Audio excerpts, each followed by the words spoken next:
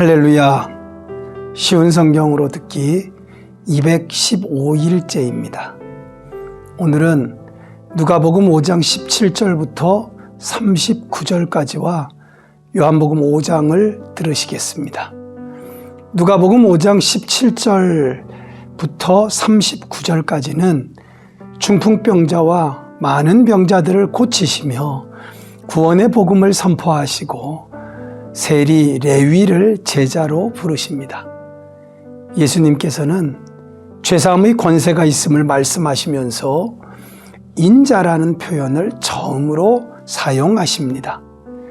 복음서에 80회 이상 예수님께서 사용하신 사람의 아들이라는 뜻의 인자라는 호칭은 하나님께서 인류의 죄를 대속하기 위해 육신을 입고 사람의 아들로 태어나 완전한 인간이 되셨음을 강조하는 말입니다.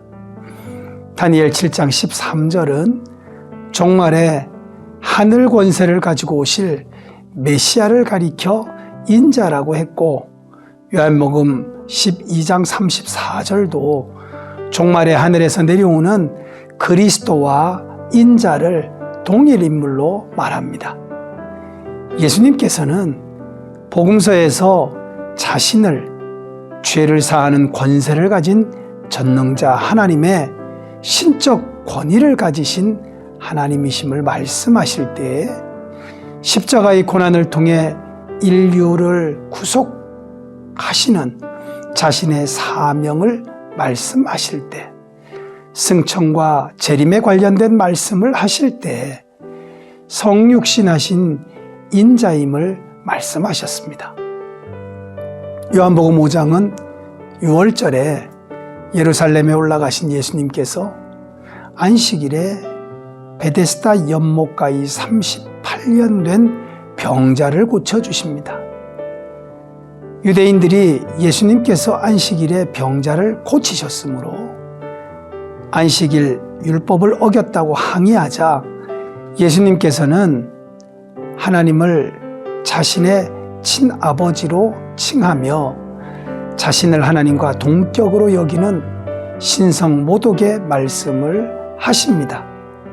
분노한 유대인들은 예수님을 죽이기로 작정하고 예수님은 하나님 되신 자신의 정체성을 첫째, 하나님과 예수님 사이에 전혀 비밀이 없으며 둘째, 죽은 자들을 다시 살리는 부활 사역에 하나님과 예수님이 함께 참여하고 있고, 셋째, 하나님과 예수님은 심판 사역에도 함께 하시는데 예수님께서 성부 하나님이 심판 권세를 위임하셨으며 예수님은 하나님의 뜻대로 심판의 권세를 행사하시고, 넷째, 하나님과 예수님은 모든 사람으로부터 함께 경배를 받으신다는 네 가지 증거를 통해 자신과 하나님의 동등됨을 선언하십니다.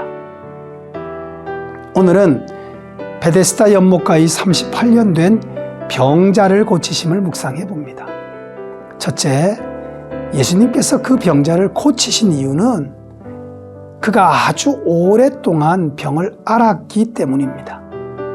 그 사람의 믿음이나 노력 때문이 아니었습니다. 심지어 그는 예수님이 누구신지도 몰랐습니다.